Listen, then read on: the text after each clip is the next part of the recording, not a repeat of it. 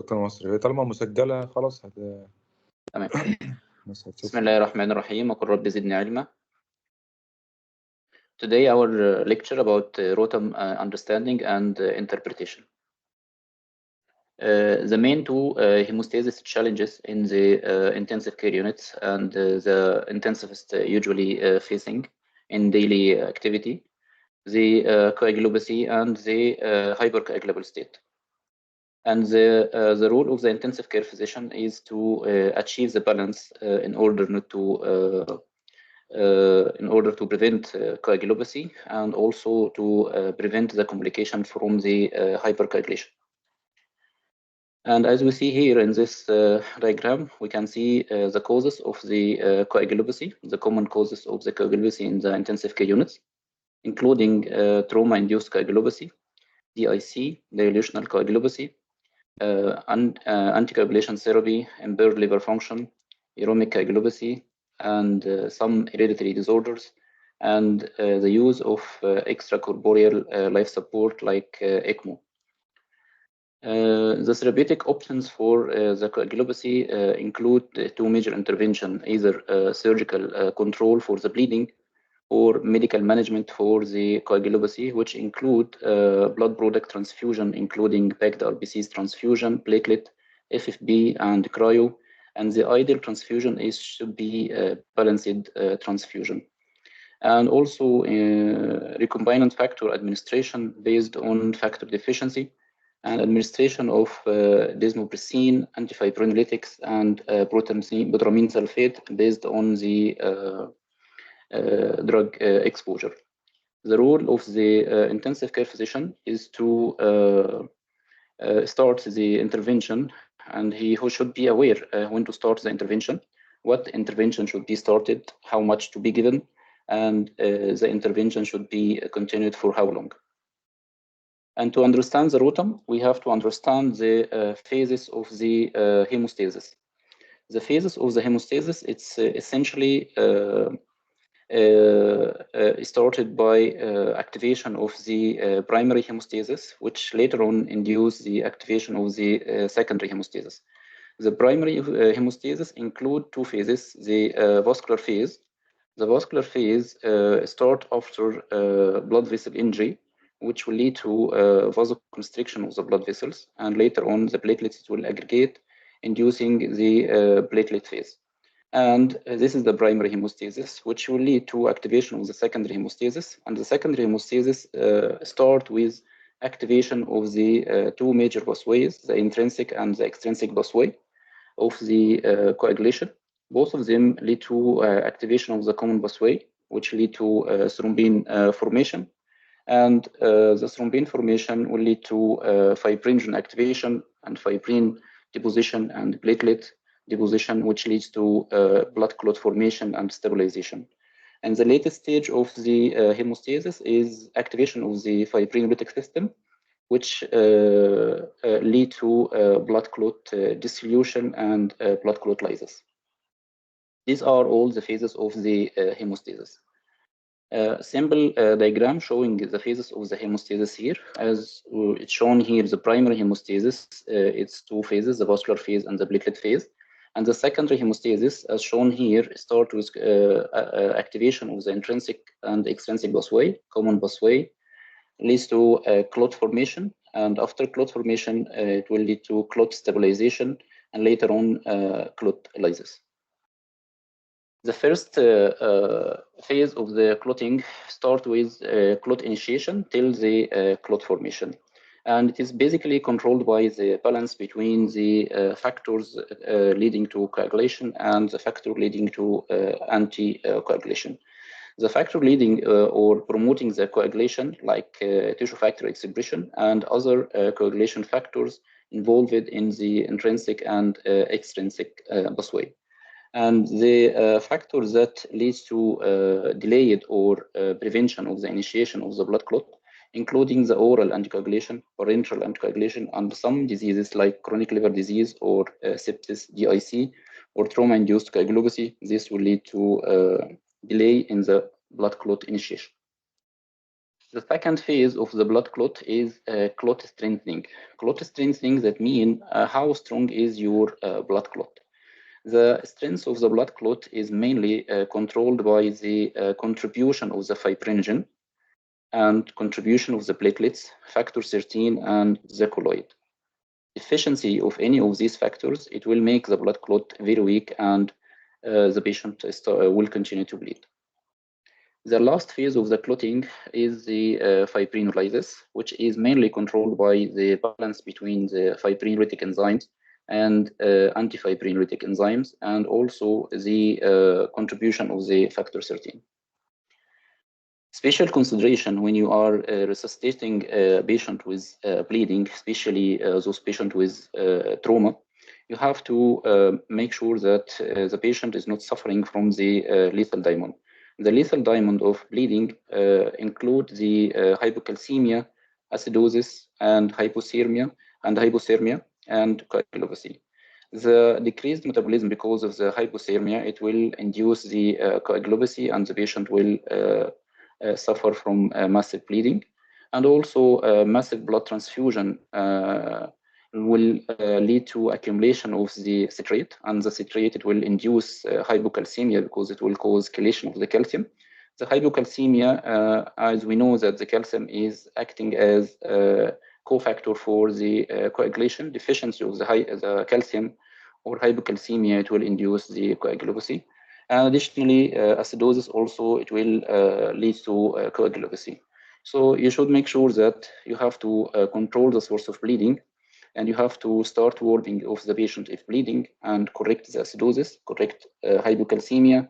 And if your patient is bleeding intraoperative, you have to restart redosing the antibiotics if the patient is having a massive blood loss exceeding 1.5 liter. Or the surgical intervention exceeding more 4 hours. This is a part of the surgical antimicrobial prophylaxis in order to prevent the surgical site infection.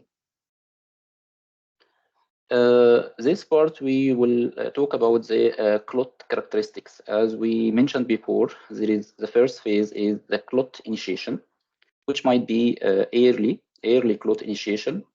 If it happened earlier, that means the patient is hypercoagulable, and this patient might have thrombosis. Or it is normal clot initiation time, or it is delayed. Delayed clot initiation time, the patient will have coagulopathy, and it is mainly caused by deficiency in the extrinsic or intrinsic pathway, or both. And the second phase is the clot strength. The clot strength, the characteristics of the blood clot is either to be a weak blood clot or strong blood clot. And the strength here is mainly controlled by the contribution of the platelets, fibrinogen, factor 13, and colloid. The last characteristics of the blood clot is the clot stability. Meaning what? The clot stability means that how long your blood clot was stable till the activation of the fibrinolysis. This depends on the balance between the fibrinolytic activity and antifibrinolytic activity. And the clot stability, either the clot was stable normally, or the clot started lysis earlier, as in cases of hyperfibrinolysis. And usually, if we are assessing the coagulation, we are assessing the normal coagulation profile, like in cases of we are assessing the prothrombin time, and we are assessing activated prothrombin time. The prothrombin time, it usually assess the activity of the extrinsic pathway. And in the ROTEM, if we have prolonged PT, we will have prolonged clotting time in the extrinsic pathway, which is expressed by the XTEM assay. And the causes of the deficiency of the extrinsic pathway is either consumption coagulopathy, warfarin anticoagulation, vitamin K deficiency, chronic liver disease, or hypofibrinogenemia. And the causes of the deficiency or a defect in the intrinsic pathway include administration of exogenous heparin, like unfractionated heparin or low molecular weight heparin, fondaparinux, or factor deficiency like factor 8 in hemophilia A, or factor 9 in hemophilia B, factor 11, factor 12, or factor 8 inhibitors, and in some patients with lupus anticoagulant. This next, after that, we will need to assess the coagulation. The normal cycle for coagulation testing start with sample collection, as we see here, then a transport of the blood sample to the lab, data entry, sample processing, after that report validation and report release. And after the report release, the intensive care physician will decide which intervention to be done based on the result. And as you see here, the process is time consuming. And if your patient is bleeding, you are wasting a lot of time, and you might this might harm the patient, and the patient might suffer from massive bleeding. So what is the ideal test for coagulation assessment in case of emergency or in case of critical patients? So the ideal test should be a bedside test, and it should be a rapid test, and it should assess all the phases of the coagulation. And if you assessed all the key phases of the coagulation and you decided to give intervention, you should be able to repeat the bedside test to assess the efficacy of the intervention. And the ideal test in the intensive care units and operating theater or emergency room is the ROTEM.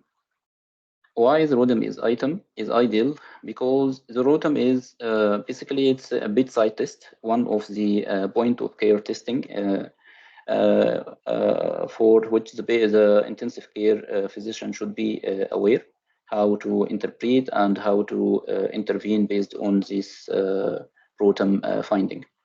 Additionally, the ROTEM also, it can save time because it is a bedside test, no need for transporting for the sample, and the turnaround time is very short, and it is easy to repeat after each intervention. The ROTEM is ideal because it also assists all the phases of the coagulation. The coagulation factors, it can assess the fibrinogen, it can assess the platelets, and also it can assess the activity of the fibrinolytic system. Also, the ROTEM can assess if there is any drug effect like heparin, warfarin, this in the basic ROTEM assay, and the advanced ROTEM assay can assess drug effect like aspirin, clopidogrel, and also glycoprotein 2B3 enzyme inhibitors. The major advantage also of the ROTEM, it can assess the coagulation cascade either by qualitative or quantitative. The qualitative, based on the visual analysis of the ROTEM, it can give you the picture of hypercoagulable state or coagulopathy, and also by visual analysis, you can assess if the patient is suffering from hyperfibrinolysis. And the quantitative evaluation, or based on the ROTEM value, like the clotting time, A5, A10, A20, MCF, and all these values will be explained later on. So when to use the ROTEM? If you are having massive transfusion protocol has been activated, like in trauma cases, obstetric hemorrhage, major GI bleeding, and operating rooms, patient with excessive bleeding on extracorporeal life support like ECMO. And if you have a concern regarding the hyperfibrinolysis or like DIC or coagulopathy after trauma, and if you have suspicion of a hypercoagulable state.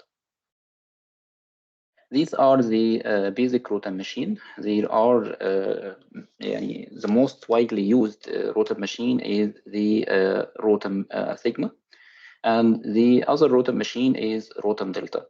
And the difference between the ROTEM Sigma and the ROTEM Delta, the ROTEM Sigma is mainly automated, and there is no need for skilled workers, and the the time to put the sample in the test and to start the test is almost 1 minute, but a little bit expensive. But the ROTEM delta, it's mainly depend on the skill of the technician or the skill of the physician doing the procedures. And to start the test, it will take almost 6 to 7 minutes, but it is cheaper than the ROTEM signal. And the ROTEM machine use the ROTEM cartridge. And if we are using the ROTEM Sigma, we have two basic ROTEM cartridge, the ROTEM with EPTEM and the ROTEM with HEPTEM. Both of them will be explained later on, but just to know that this is the ROTEM cartridge, and these are the basic ROTEM cartridge, ROTEM with EPTEM and ROTEM with HEPTEM. And this is the ROTEM cartridge. As you see here, this is a blood sample. And if you notice here, you will find like a pin here. This pin, it will start rotation on. And as you see here, the blood, it will go to 4 channels. Each channel will give you a specific graph. And at the end, you will find that the ROTEM graph is formed of 4 graphs, each graph assessing part of the coagulation cascade. How it works, you just put the ROTEM cartridge inside the machine, then you take the sample and put it here. It works by the rotation of the pin. Like here, it's mainly electrodes, and the rotation of the electrodes, it will lead to aggregation of the platelets, and aggregation of the platelets will induce blood clot formation. And there is light source. It will be directed to a mirror, and with the rotation of the pin, the detector will detect the reflection of the light source. And this one will go data processor, and with a special computer software, it will show you the graph of the ROTEM as shown here. And at the end, as we mentioned before, you will find that each channel of the ROTEM cartridge, it will give you a graph here. So you will find at the end 4 graphs, each graph assessing part of the coagulation. And the first part of the first graph here showing name is EXTEM, which is assessing the extrinsic pathway. And here, the graph is called INTEM, which is assessing the intrinsic pathway. And the third graph is the FEPTEM, which is assessing the concentration of the fibrinogen. And the fourth graph, it is either EPTEM to assess the activity of the fibrinolytic system, or HEPTEM to assess the heparin contamination. And when you are running the ROTEM, it will give you at the end the graph, which is the shape of the blood clot. So basically, when you start the test, this is the X and this is the Y. The X is the amplitude of the blood clot, as shown here, 0, 20, 40, up to 100. And the maximum amplitude of the blood clot is called maximum clot firmness. This is the maximum amplitude of the blood clot. And as you see here with the time, you will find different values. As you see here, CT, the next one is CFT, and you will notice that there is something called alpha angle, then A10, MCF, LI30, and maximum lysis. So the CT is meaning that clotting time. What is the clotting time? This is the time passed till the blood clot started to the initiation of the blood clot. This is called clotting time. And the second one is called clot formation time. The clot formation time is the time after CT till the blood clot reached the amplitude of 20. So this is the clot formation time. And the clot formation time, as you see here, you will find that there is an line here. The slope of this line compared to the timeline is called alpha angle. And after that, you will notice that something earlier here, it will be like A5.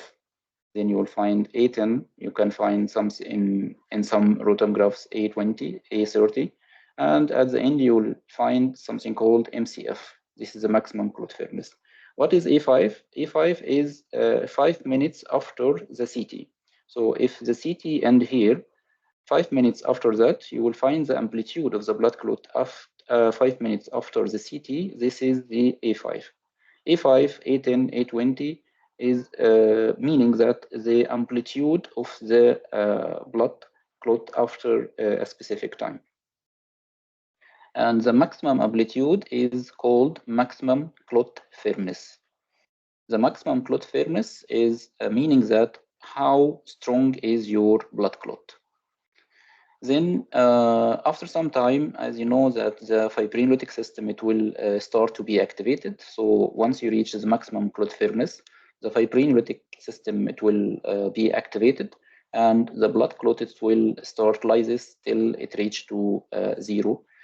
Once you reach to the 0, you will have the what is called maximum lysis. So basically, if you look at the shape of the blood clot in the ROTEM graph, you will find that there is these parameters. It will give you idea about the clot initiation, and these parameters, it will give you idea about the clot strength, how strong is your blood clot, and these parameters like lysis index or maximum lysis, it will give you idea about the clot stability. So to understand what is the ROTEM CT and what is the clot formation time. So CT is a clotting time. As you see here, this is the amplitude and this is the timeline. So the graph starts with 0. So when you reach the amplitude of 2, as you see here, once the graph reached to 2, this is called the clotting time. And when you move from the amplitude of 2 till the amplitude of 20, this time is called clot formation time.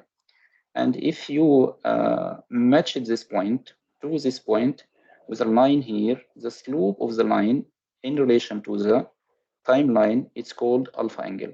This is the alpha angle. So this is the clotting time, and this is the clot formation time. And the angle here, it's called alpha angle. Clot formation time is mainly controlled by the concentration of the fibrinogen. So if you are having a low fibrinogen, so the clot formation time, it will be prolonged, and the alpha angle, it will be very low.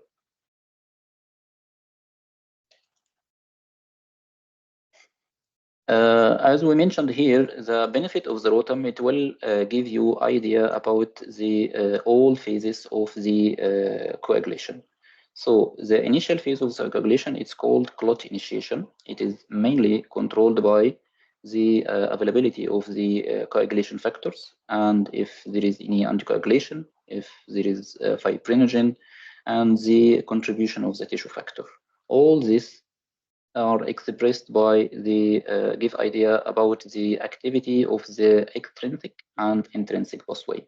So the CT here reflect the activity of the extrinsic and intrinsic pathway, and the CFT or the clot formation time and the alpha angle, it will give you idea about the contribution of the fibrinogen.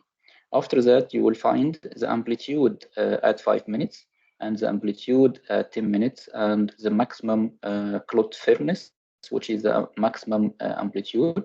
This will give you idea about the strength of the blood clot, which is mainly controlled by the platelets, fibrinogen level, and factor 13 and the colloid. And the last phase of the coagulation, as you see here, this is controlled by the activity of fibrinolytic enzymes and antifibrinolytic enzymes, and also factor 13.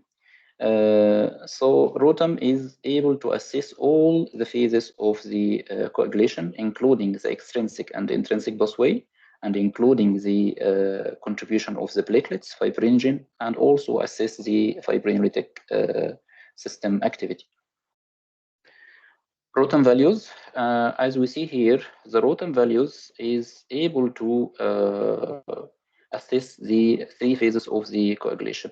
So the first section here, it will assess the clot initiation, and the second section here, it will assess the clot strength, and the third section here, it will assess the clot stability.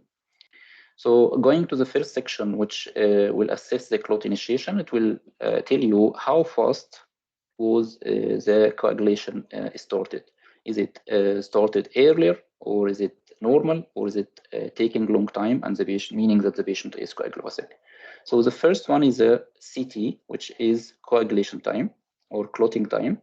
This is the time from the test start until the clot firmness reached to 2 mm, as we mentioned here. This is the clotting time. Clot formation time is the time between the amplitude of 2 and the amplitude of 20 mm of the clot firmness is achieved. Again, this is the clot formation time. This is the time, clot formation time, between the amplitude of 2 and the amplitude of 20, which is mainly controlled by the contribution of the fibrinogen or the concentration of the fibrinogen. And you will find also the third parameters to assess the clot initiation is the alpha angle. The alpha angle is the is showing the slope of the line between the amplitude at 2 mm and amplitude at 20 mm. This is the alpha angle. Going to the next section, which assessing the ROTEM values, assessing the clot strength. The first one is the A5. The A5 is the amplitude of the clot at 5 minutes after the clotting time. And A10 is the amplitude of the blood clot 10 minutes after the clotting time. The same also for A20. And the MCF is the maximum amplitude of the blood clot that has been reached during the runtime. The last section of the ROTEM value will assess the clot stability. That means how long the blood clot was stable till the initiation of the fibrinolytic activity. And the first one is the lysis onset time, at which time the lysis has been started. And this time from the CT until the clot firmness is decreased by 15%. So if this is the maximum clot firmness and the amplitude of the blood clot here reached to the maximum, if it is decreased to 15%, this is the lysis onset time. And the maximum lysis is detected during the runtime and described in percentage of the MCF. And there is also lysis index at 30 minutes, and there is lysis index at 60 minutes. So this is the maximum lysis, and this is called the lysis index. The lysis index is the amplitude of the blood clot after initiation of the lysis. And the maximum lysis is the difference between the maximum clot firmness and the lysis index, which is the maximum lysis. So the basic ROTEM assay, if we are discussing the basic ROTEM assay, we will have 5 assays of the ROTEM. The basic ROTEM assay, you will find fixed 3 assays, which is the NTEM, the XTEM, the FIBTEM, and the variable assay is the EPTEM and the HEPTEM based on the choice of the physician. So when you run ROTEM, you will find all the ROTEM graphs containing NTEM, which will assess the activity of the intrinsic busway. And you will find XTEM, which will assess the activity of the extrinsic busway. And you will find also the FIBTEM, which will assess the concentration of the fibrinogen. And based on the choice of the physician, you will run either the ROTEM with EPTEM or you will run the ROTEM with HEPTEM.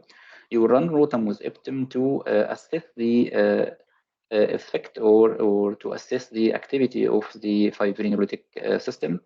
And if you have a history of heparin exposure or heparin contamination, you should run HEPTIM to assess if there is any heparin effect. So the NTIM is assessing the intrinsic pathway, which is mainly controlled by these different factors. And the used agent to assess the activity of the intrinsic pathway is the ellagic acid. And the XTIM is assessing the activity of the extrinsic pathway, which is mainly controlled by these factors. And the used reagent here is the recombinant tissue factors and phospholipids. And the FIPTIM is formed by separation of the platelets from the XTIM by addition of the cytokalasin, and this will be explained later on. The EPTIM, if the physician is suspecting that the patient is having hyperfibrinolysis, he should run the ROTEM with EPTIM, and if there is reversal with the EPTIM by addition of the aprotinine or tranexamic acid and the graph return to the normal, that means the patient is having a hyperactive fibrinolytic system and he should receive tranexamic acid. And the last assay is the HEPTIM. The HEPTIM, if you are in doubt that the patient is having heparin effect or factor deficiency, so the intrinsic pathway like NTIM is affected with prolonged CT, you should run HEPTIM. If the CT reversed with HEPTIM, that means the patient is getting heparin. The reagent used here is the heparinase, which will make the same effect of glutamine sulfate. It will block the effect of the heparin, and the reversal means that the patient is getting heparin. This one is for the basic ROTEM assay and the advanced ROTEM assay. The advanced ROTEM assay, which is called ROTEM platelet assay, which is not widely used and not available in the majority of the centers, but it is containing 3 assays like ROTEM, ADEPTIM, and TRIPTIM. Each assay will assess drug effect, like the ROTEM will assess the effect of the aspirin or glycoprotein 2B3 activity, and the ADEPTIM, it will assess the if there is drug effect like clopidogrel or prasugrel in addition to glycoprotein 2B3 inhibitors. And TRIPTIM, it will assess the thrombin inhibitors and glycoprotein 2B3 inhibitors effect. And this is the ROTEM platelet assay. And the graph of the ROTEM platelet assay, it will be demonstrated on the screen like this graph. Back to the basic ROTEM assay. As we mentioned before, all the ROTEM assay, it will include the NTIM, XTIM, and FIPTIM, in addition to either EPTIM or HEPTIM based on the clinician choice. The NTIM, it will assess the extrinsic pathway, which is usually assessed by the APTT in the normal lab. And the XTIM, it will assess the extrinsic pathway, which is usually assessed by the PT and INR in the normal lab. And FIPTIM, it will assess the fibrinogen concentration. And the EPTIM, it will assess the reversal of the hyperfibrinolysis. And the HEPTIM, it will assess if there is heparin effect or factor deficiency in the intrinsic pathway. And as we mentioned before, there are 2 types of the basic ROTEM cartridge. There is ROTEM with HEPTIM. And to understand what is the ROTEM with HEPTIM, this is the graph of a patient with bleeding. They did ROTEM for him, but they did ROTEM with heparin because the patient was getting heparin. So what you see here, the ROTEM graph is normal, but the NTIM here, there is no blood clot initiated yet. That means all this, the CT is too much prolonged as demonstrated here. the CT, the clotting time, is too much prolonged in the intim. That means he had defect in the intrinsic pathway. And if you are suspecting heparin, so you should run heptim pathway. The heptim cartilage is containing heparinase enzyme. The heparinase enzyme, it will block the effect of the heparin.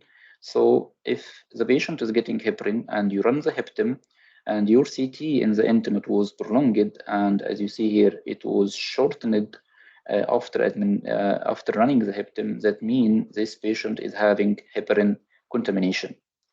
So if you run the ROTEM with heptim and you notice that the CT normalized or reversed, that means your patient is having exogenous heparin effect.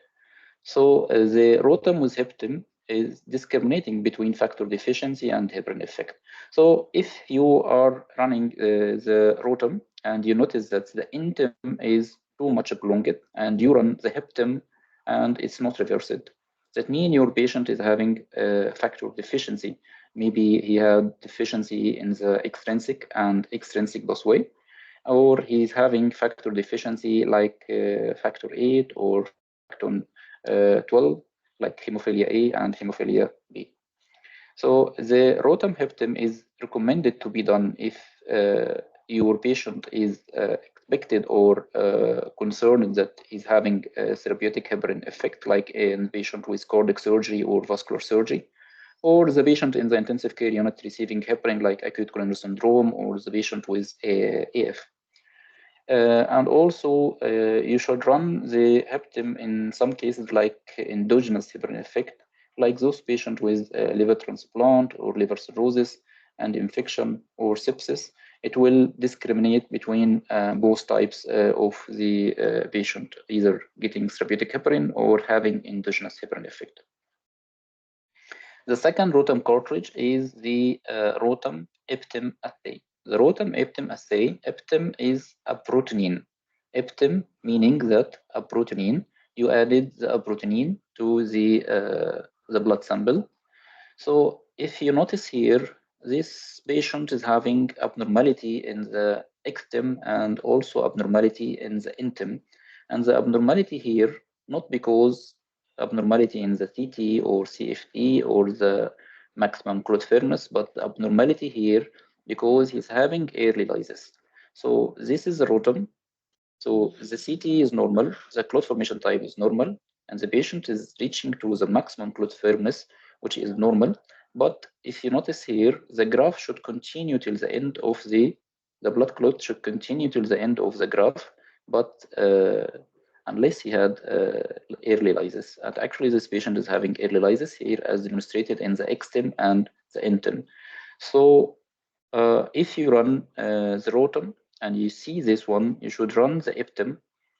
And as you see here, after running the heptim, we added a protein which will give the same effect of the tranexamic acid, which will inhibit the fibrinolytic system. As you see here, the blood clot was stable till that time. The blood clot, there is no any lysis, and the blood clot was stable for longer duration.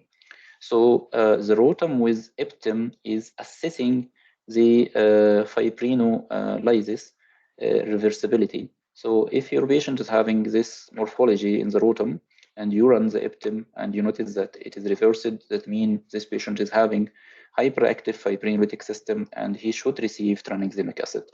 And actually, if we saw the morphology like this, we don't do the heptim, we immediately give the tranexamic acid. And if you run the heptim, you will find the reversal of the lysis here. This another graph for hyperactive fibrinolytic system. But as you see here, the patient CT is within normal, the clot formation time was normal, but the patient is having a very early clot lysis and he's not able to reach to the maximum clot firmness. And this patient having very active fibrinolytic system. And when we run the heptim here, after addition of the protein, as you see, the blood clot returned to the normal but still is not able to reach to the maximum clot firmness, that means this patient should receive tranexamic acid, and he will have deficiency in the platelets, so he should receive also platelets. So after explanation of the types of the ROTEM cartridge, so we will go to the reference values of the ROTEM in adult. And if we are assessing the NTEM, we will assess this different value. Usually in the NTEM, we are concerned about the CT, the clotting time. And the normal clotting time in the NTEM is between 100 and 240. If the clotting time more than 240, that means the intrinsic pathway is affected either by administration of heparin or like exogenous heparin or endogenous heparin, or affection of the extrinsic and intrinsic pathway. In this situation, you will find the CT prolonged in the NTEM and the extem. And you will find the reference for the clot formation time, alpha angle, MCF. Usually, we are concerned about the CT in the NTEM. If the CT prolonged in the NTEM, you will run the HEPTEM.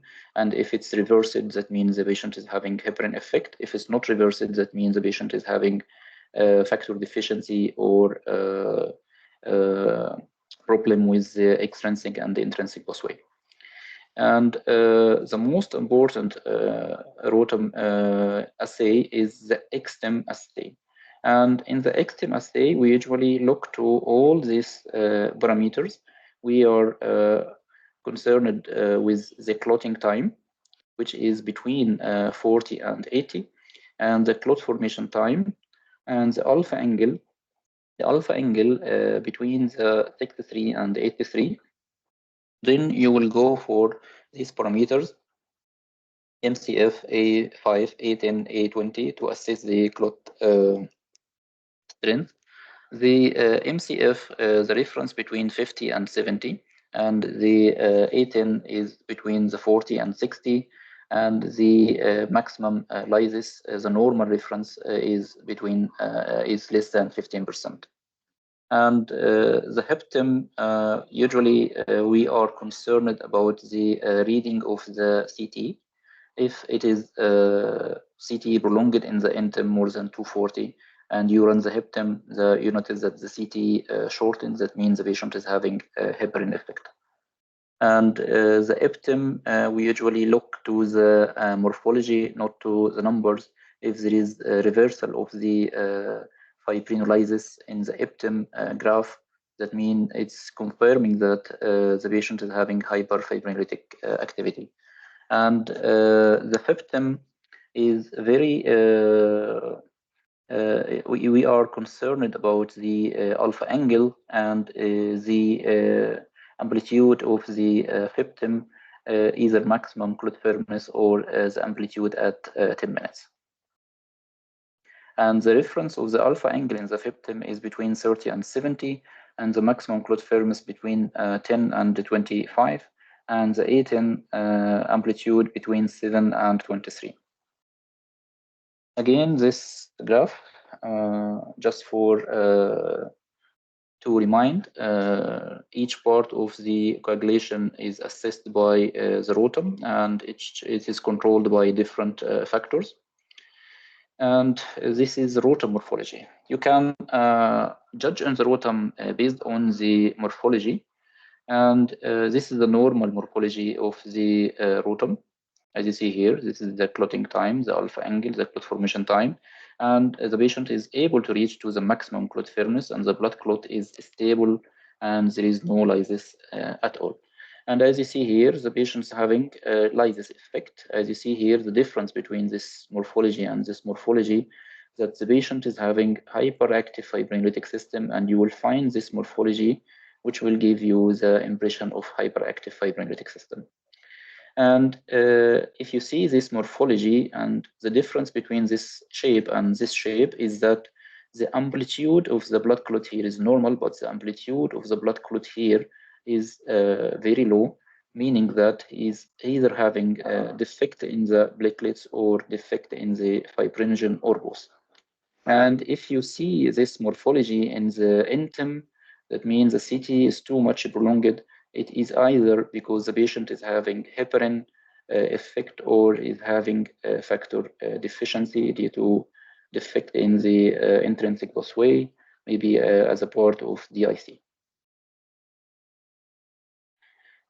As we see here, this is the whole blood clot as demonstrated in the graph of the ROTEM.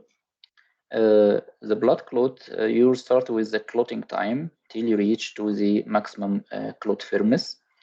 But this amplitude of the blood clot is formed by contribution of fibrinogen and platelets.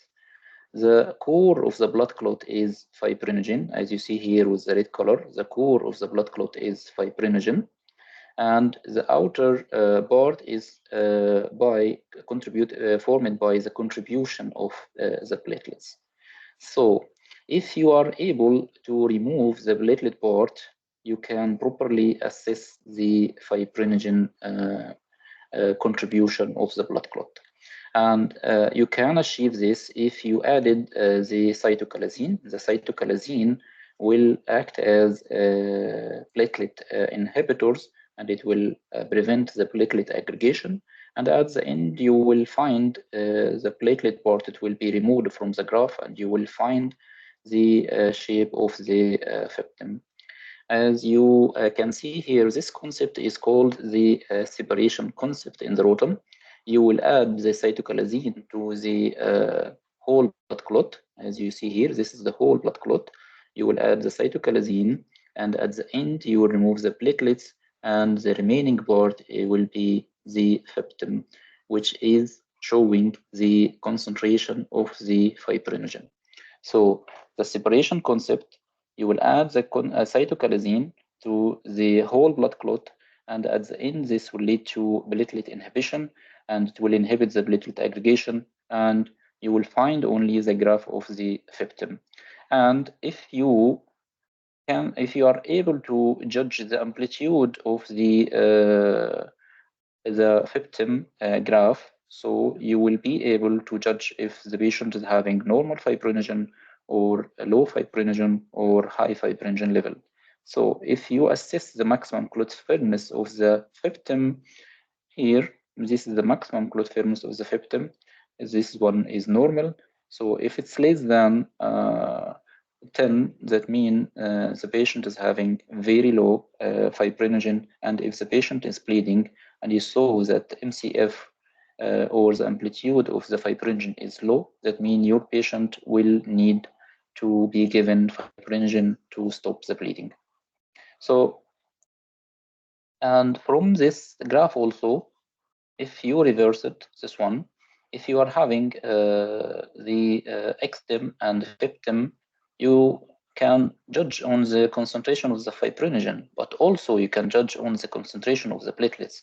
So let's say that if you are having this, the whole blood clot, but the amplitude of the whole blood clot is low. If the amplitude of the blood clot, this one normal blood clot, but if the amplitude is like this one, and you run the septum, but the septum graph is within normal, so basically the subtraction between the septum and the whole blood clot, it should give you the contribution of the platelets. The difference between the whole blood clot maximum clot firmness and the maximum clot firmness of the septum is the platelet.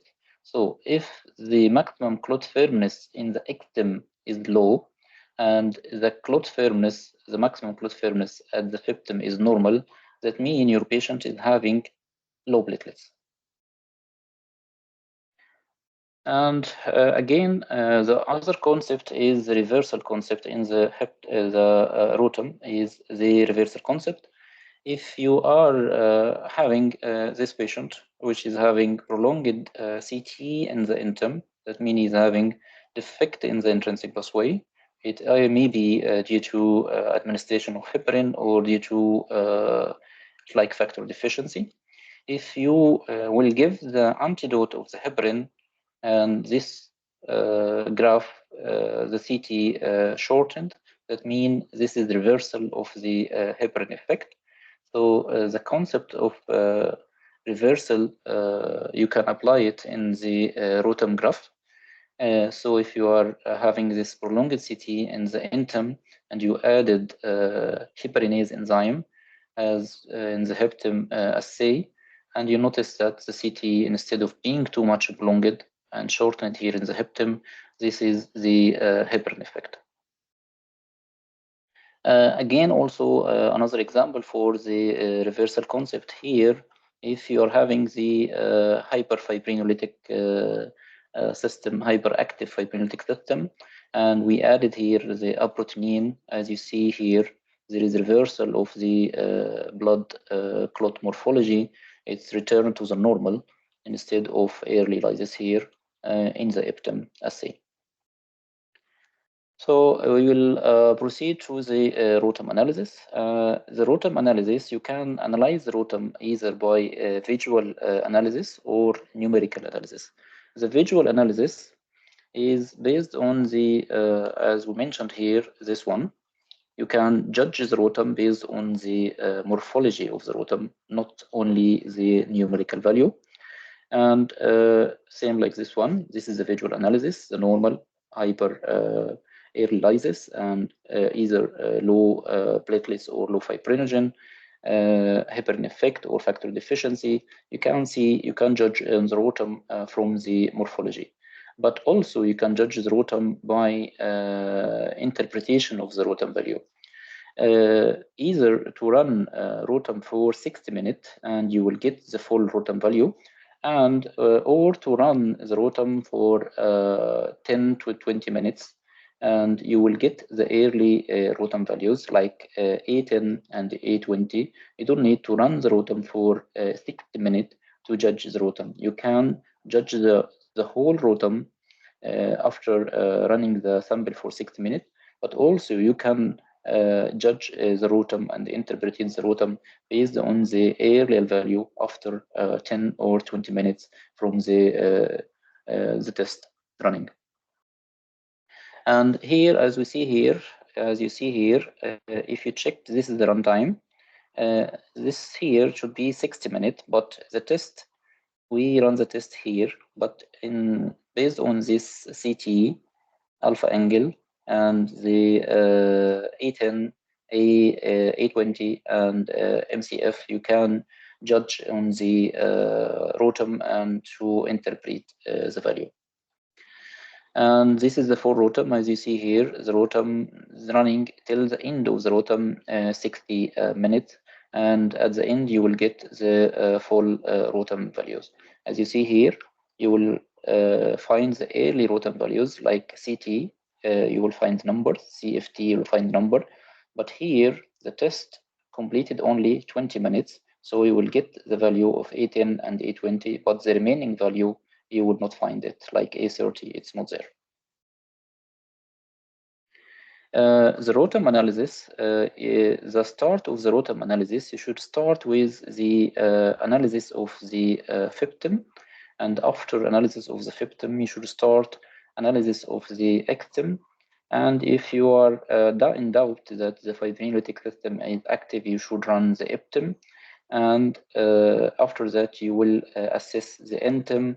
And if you are in doubt that there is a heparin effect, you should run the heptim.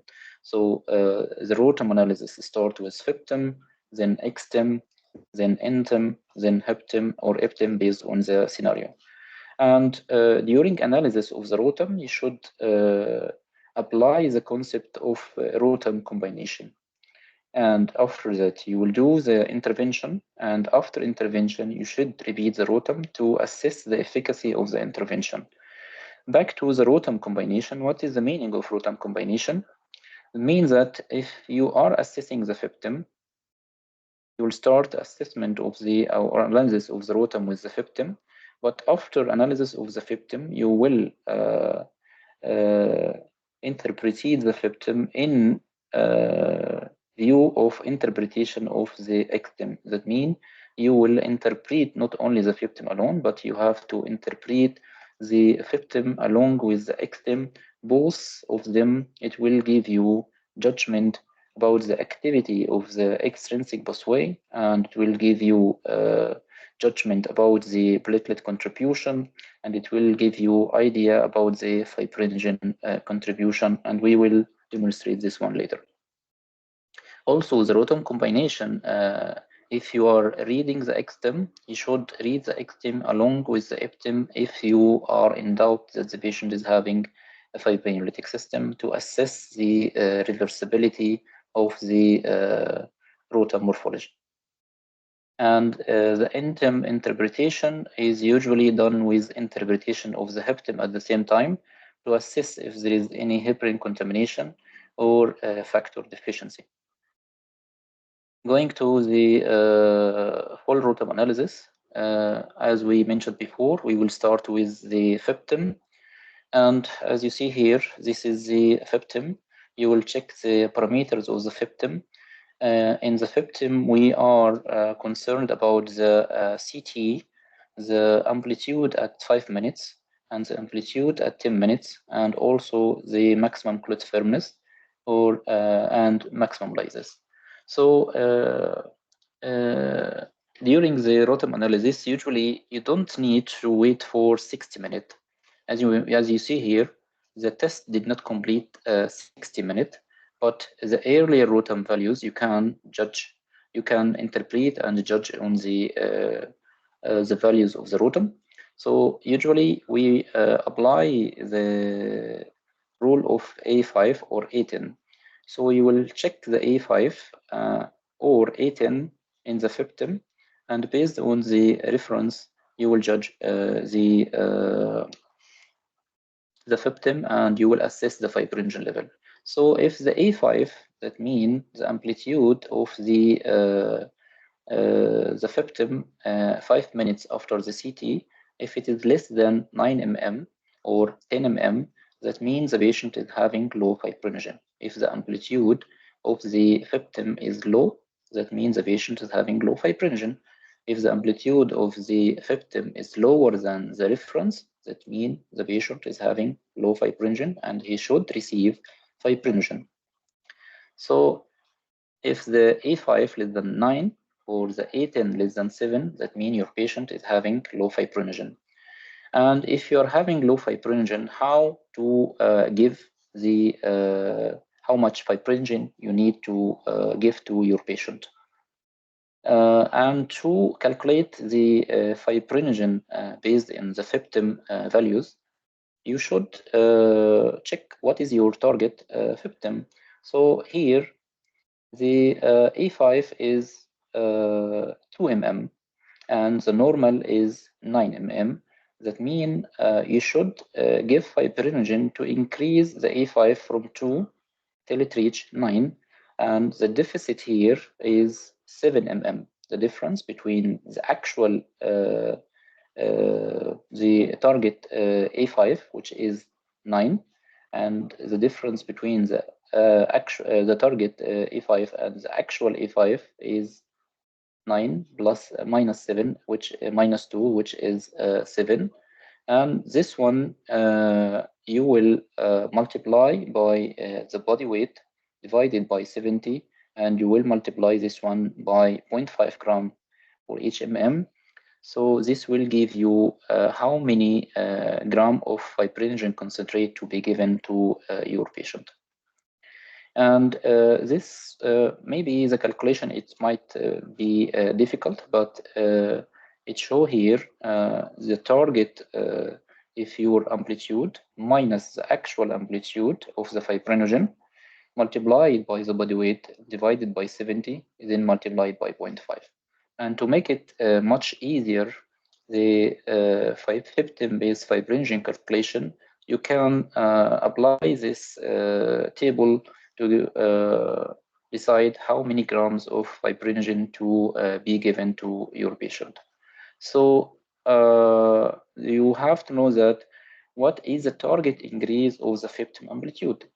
The target increase of the FIPTIM amplitude. So if the A5 should be 10, but the actual A5 is like 4, That means you have to increase the amplitude of the septum by 6. So at the end, you should give the patient 2 gram fibrinogen, 3 gram of fibrinogen. If the target increase in the septum is 2, you will give 1 gram fibrinogen. If the target increase is 4, to increase the amplitude of the fibrinogen or the septum by 4 mm, you will give 2 gram of fibrinogen. If you are targeting to increase by 10 mm, you will give 5 gram. If you see the relationship here, simply the number here, you will divide by 2, it will give you the dose of the fibrinogen. So if you are targeting to increase the amplitude of the septum by 2, you will divide by 2, you will give 1 gram. If you are targeting to increase the amplitude of the fibrinogen by 4 mm, you will divide by 2, it will give you will give your patient 2 gram of fibrinogen. And here, if you are targeting to increase the amplitude of the fibrinogen by 10 mm, you will divide by 2. That means you will give 5 gram if the patient weight is 80 kg. If the patient weight less than 80 kg or more than 80 kg, then you have to calculate the fibrinogen concentration based on the calculation. This table is for the patient who's having a weight of 80 kg. And you should know that each unit of cryoprecipitate contain 200 to 250 milligram of fibrinogen. That means that if you are giving 10 units of cryo, you will give your patient 2.5 gram of fibrinogen. If the cryoprecipitate, it will take longer time, and you are having the fibrinogen concentrate like a clot effect, you will give the clot effect based on the calculation. The other abnormality in the septum is the hypercoagulable state. This is a normal graph of the septum. As you see here, the A5 is 7 and the MCF is 10, and the maximum lysis is almost 0. So this is the normal graph of septum. As you see here, the normal graph of septum is you will see only one color, which is the pink color. But if you see this septum graph, in comparison to this septum graph, you will find that the color of, instead of being pink color, it is mainly blue color. So this graph showing that the patient is having very high dose, a very high concentration of fibrinogen, and maybe also platelets, and you will find the amplitude of the septum very high. All the parameters, it will be high, like A5, A10, and the MCF, it will be higher than the normal. And also the clotting time, it will be less than the normal. And the alpha angle, it will be obtuse alpha angle, that means it will be more than 83. If you see this morphology, that means your patient is having a hypercoagulable state due to increased level of fibrinogen plus or minus platelets also. So hypercoagulable septum graph. So you will see the septum graph mainly blue colored, and you will notice that the maximum clot firmness MCF and A5, A10 will be higher than the normal. The amplitude of the graph, it will be higher than the normal. And the alpha angle, it will be more than 83. And the extreme CT and CFT, it will be shortened. That means the patient will start clotting earlier than the normal. And also the extreme MCF, if you look to the extreme MCF, CT and cross formation time and the alpha angle, it will be very high. The next part of the ROTEM analysis is the analysis of the extreme, which is much difficult than the analysis of the septum. The analysis of the extreme is usually to assess the extrinsic pathway, and also to assess the clot strength, and also to assess if there is any active fibrinolytic system So we will divide the analysis of the XTEM into 3 parts. The clot initiation values, which is mainly CT and alpha angle, and the clot strength values like the MCF A10 or A5. And also the third part is the values that will assess if the fibrinolytic system is hyperactive or normal, like the maximum lysis or lysis index at 30 minutes or lysis index at 60 minutes. So going to the first part of the XTEM analysis, which is the CT, if the CT is more than 80 seconds, that means instead of coming at the time, it will be prolonged CT. That means there is delayed clot initiation. And if there is delayed clot initiation, it is either due to defect in the extrinsic pathway, due to some diseases, or the patient is getting like oral anticoagulant like warfarin. In this case, if the patient is getting warfarin, you should give prothrombin concentrate complex if the patient is bleeding for rapid reversal. If he's not getting warfarin, you should correct the prolongation of the CT with FFP. And the next part is the assessment of the alpha angle. If the alpha angle, as you see here, this is the alpha angle. If the alpha angle is more than 83, like this one, that means the patient is hypercoagulable, and you will notice that the fibrinogen, the specific fibrinogen shape here, the blue septum, as you see here.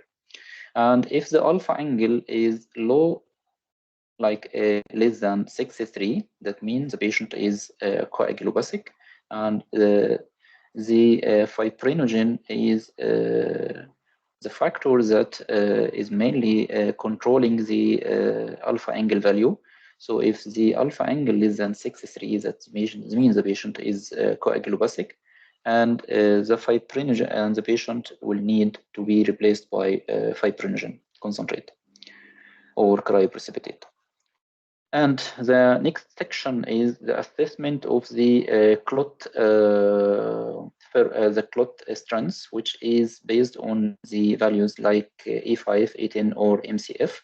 But if you are running analyzing the full ROTEM, you will judge on the maximum clot firmness.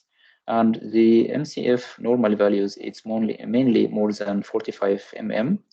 So if the MCF, the maximum clot firmness, is lower than the normal, less than 40 mm, this you will find 3 possibilities. Either because the patient is having low fibrinogen, or is having low platelets, or is having both of them deficiency. And to judge in the fibrinogen, you should check the septum. If the fibrinogen in the septum is normal, and the MCF is low, that means your patient is having low platelets. So as we mentioned before, the XTEM should be analyzed in combination with the septum. And the last section is the assessment of the fibrinolysis, and this will be mainly based on the value of the maximum lysis. If the maximum lysis is more than 15%, that means the fibrinolytic system is hyperactive, and you will correct it with tranexamic acid. So the first value in the XTEM is prolonged CT, which more than 83 seconds. If your patient is bleeding, as you see here, the CT here value is 119, and you will check the other values also. So the A5 is with a normal, the A10 is with a normal, the MCF with a normal, and the maximum lysis less than 15%. That means the fibrinolytic system is not active. So the main abnormality here is the XTEM CT, which is prolonged. So, and the causes of prolonged CT in the XTEM is due to problem with the extrinsic pathway, or if the patient is getting warfarin, or if the patient is having deficiency in vitamin K. So The most important during the interpretation of the XM with prolonged CT, you should check the history. If the patient is having warfarin, if he's not having warfarin or not. If he's not having warfarin, so you should correct the prolonged CT with administration of the FFB, and the dose should be 20 ml per kg. And if the patient is getting warfarin, so is getting warfarin with prolonged CT and the bleeding, so you should give the rapid reversal of the oral anticoagulant warfarin with prothrombin concentrate complex, and the dose is 25 to 50 international unit per kg. This is the same patient. The CT was 119, and we give for him. After getting the history, the patient was having deficiency of vitamin K factors because he was having cirrhosis or warfarin. So that patient, he received 4-factor PCC concentrate, and as you notice here, the CT, instead of being 119, the CT was reversed to 70 and the bleeding was stopped. The second value in the XM is the alpha angle, and as you see here, this is the abnormality is the alpha angle. The alpha angle is either obtuse angle or it is low angle here. Low alpha angle is than 6.3, that means the patient is coagulopathic, and you need to check the FIBTEM.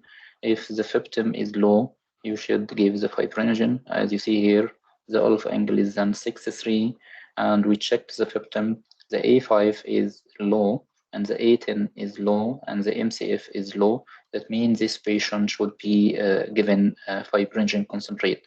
And actually, if you compare this graph to this graph prior administration of the fibrinogen and this graph after administration of the fibrinogen. Prior administration of the fibrinogen, the A5 was only 6, but here after administration of the fibrinogen, the A5 was 22. And as you see, there is a change in the angle. Instead of low angle, it became now obtuse angle, and the patient coagulopathy was corrected.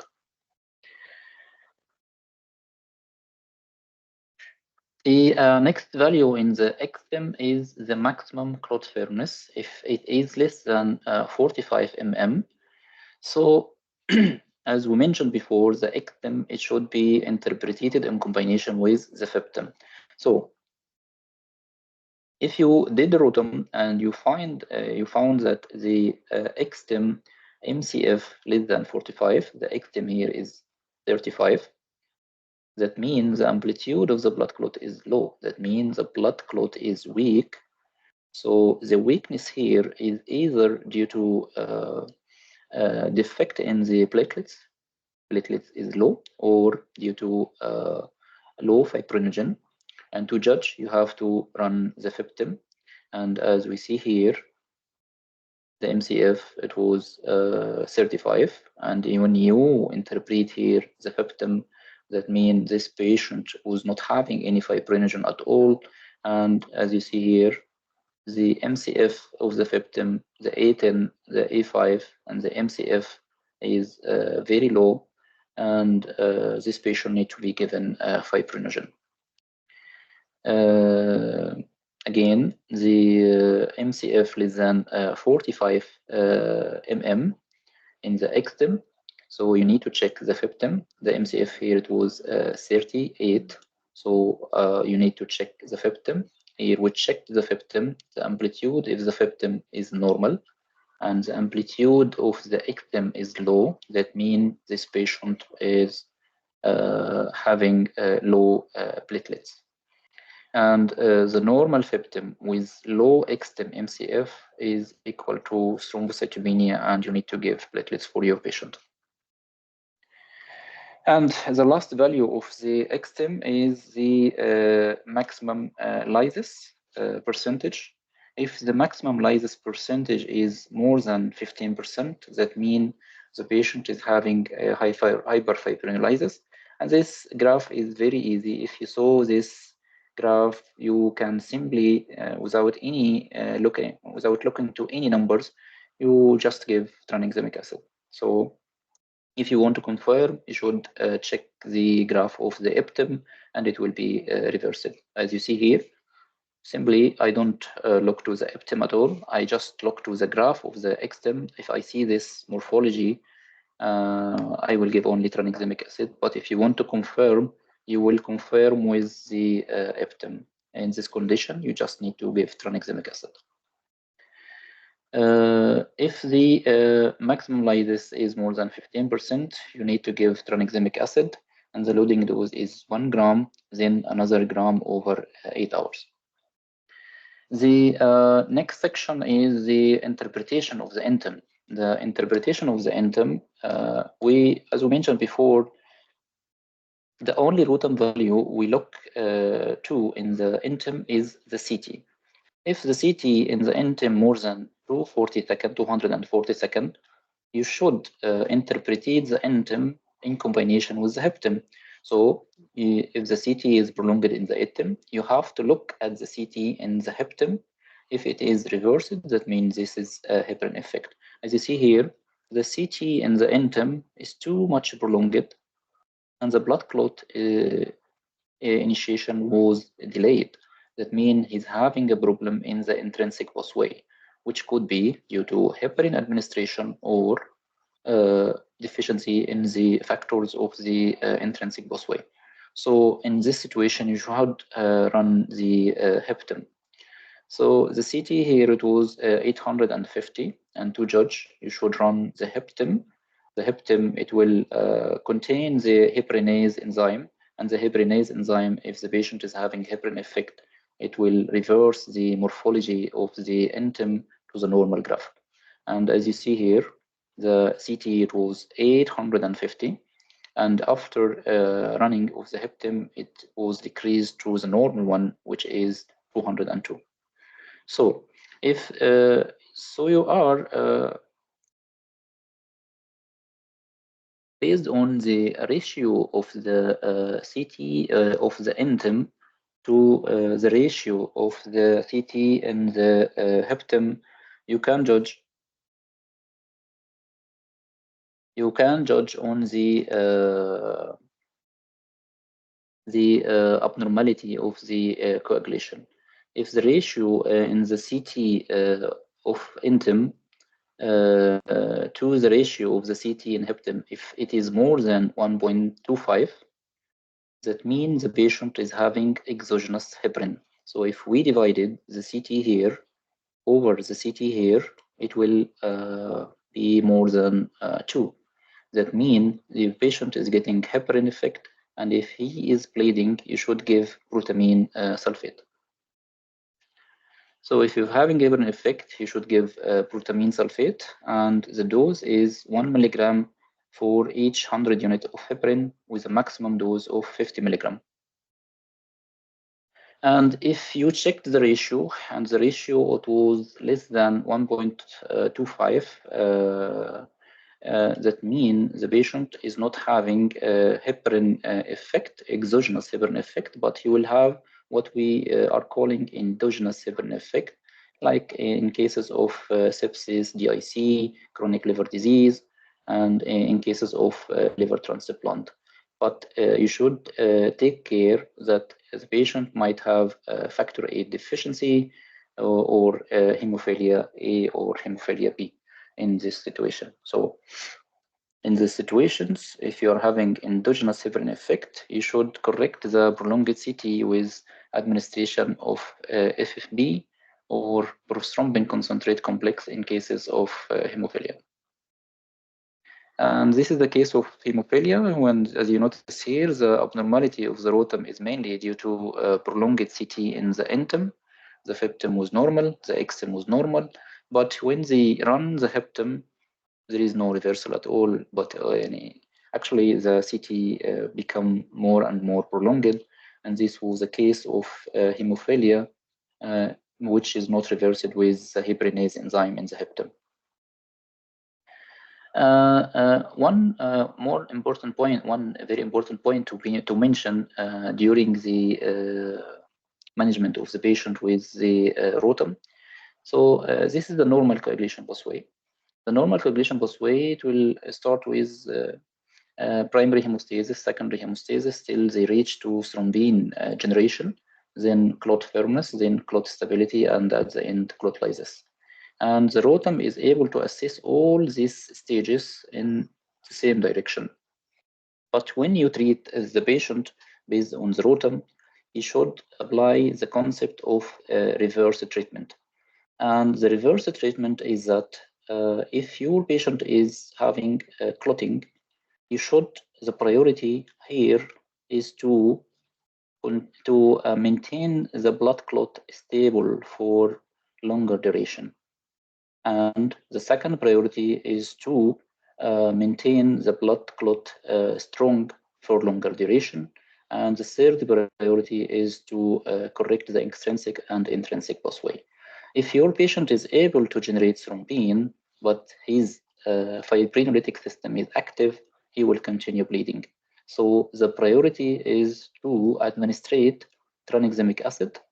If the patient is having massive bleeding, the priority is to give tranexamic acid to maintain the clot stability. And the next one priority is to check the fibrinogen to assess of any fibrinogen deficiency or not. And this in order to make the blood clot strong for longer duration. And after that, you will correct the extrinsic and intrinsic pathway. So this is the reverse treatment. The reverse treatment is the priority is to maintain the clot stable for longer duration and to correct the fibrinogen. After that, correct the problem with the extrinsic or intrinsic pathway. And this in this section, we will give cases for ROTEM analysis.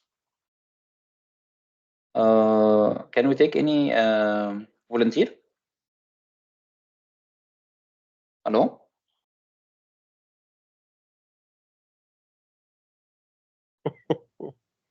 Hello? Any Yes, volunteer?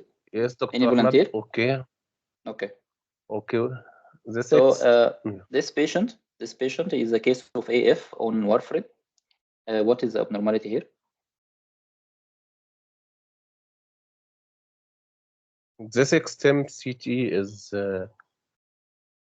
clotting time is prolonged. It's more than 80. Okay. So this is Yeah, just read the remaining values. The CT, A5, A10, MCF, maximum lysis. What is the abnormality? Which part is normal? okay. A5 is 34 mm. I think it is normal. A10 is 44 millimeters. Okay. Maximum clot firmness is 54 millimeter. And maximum lysis is 9%, so it's all normal. The only it is prolonged clotting time. Yes, the CT is prolonged in the extent. Yes, that's totally correct. Yes. Yes, and yes. So this is graph either after. Yeah, this graph on the right side is the graph after intervention. What intervention we applied here for this patient? So extreme, it's either defect in anticoagulation. Patient is taking anticoagulant. Okay. Or, which anticoagulant? Not heparin. Sorry. Vitamin K warfarin, like the vitamin K dependent, like warfarin. Okay. Yes. All patient is cirrhosis like this, huh? Yes. So this is so given vitamin K or FFP, I think, huh? Or fibrinogen. Okay. If the patient is having AF and he was on warfarin and he was bleeding. He's on warfarin, yeah. Yes, and he's on warfarin and he is bleeding. So cryoprecipitate he gives. As the patient is on warfarin. Cryoprecipitate, it will give you fibrinogen. So let's start analysis. How we are reversing warfarin effect? here we are running XTEM. XTEM assessing what? The extrinsic pathway, right? Okay? Yes, okay. Okay. Okay. So the main abnormality here is the CT, which is clot initiation. The clot initiation time is prolonged. Okay? Yes. And from the history, you are getting the data that the patient is getting warfarin. Okay? Yes. So what are the causes of prolonged CT in the XTEM?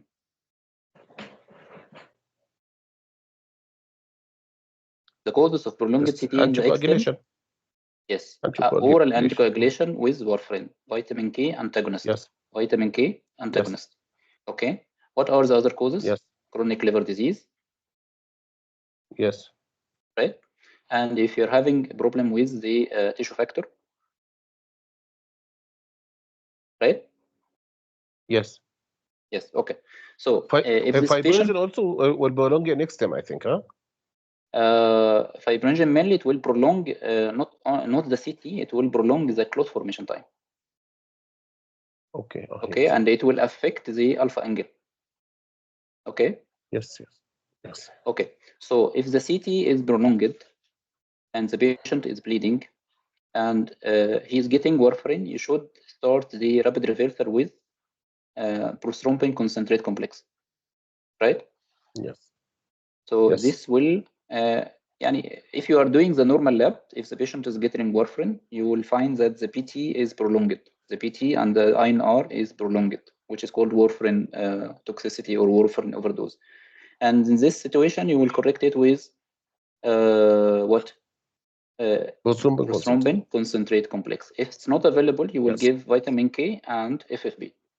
Okay, but yes. the ideal answer is to give prothrombin concentrate complex. And if you compared here the CT in the XTEM and the CT here, you notice that the CT reversed. Okay. Yes. Yes. Okay. So this patient was having deficiency of vitamin K dependent factor due to warfarin therapy. And if you see here, the CT in the XTEM, it is more than 80 seconds. Okay. And if you notice that the CT decreased to 70 after administration of prothrombin concentrate complex in the right graph. Okay. Okay. Any questions?